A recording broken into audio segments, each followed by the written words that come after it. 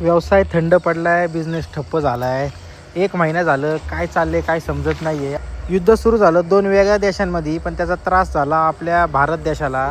गॅसचा प्रॉब्लेम असू द्या किंवा बाकीच्या गोष्टी असू द्या, इतक्या त्रासदायक झालेत नाही. एवढं 1 महिना झाला आहे की खूप अडचणींमधनं सफर करावं लागते. आणि प्रत्येक उद्योजकालाच आता प्रत्येकाने काही ना काहीतरी त्याच्यात आयडिया काढली, पण जसं पहिल्यापासून जरा रुटीन जो बसला होता ना, तो सगळा फिसकटून गेला. जे जुने व्यावसायिक आहेत, ज्यांचं भरपूर वर्षांपासून व्यवसाय आहे, त्यांना एवढा फरक नाही पडला त्या गोष्टीचा. पण जे नवीन व्यावसायिक आहे आपल्यासारखे, ज्यांना वर्ष, 1.5 वर्ष, 2 वर्ष, 6 महिने झालेले आहेत, 3 वर्ष झालेले आहेत, त्यांना खरं याचा फटका बसलेला आहे म्हणजे आहे 100%.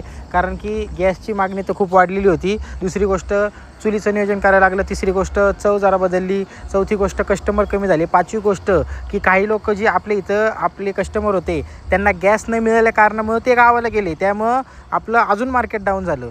पण अशा पण परिस्थितीत आहे ना, जे खचून न जाता ठामपणे उभे राहिलेले आहेत ना, आपल्या व्यवसायाला न सोडता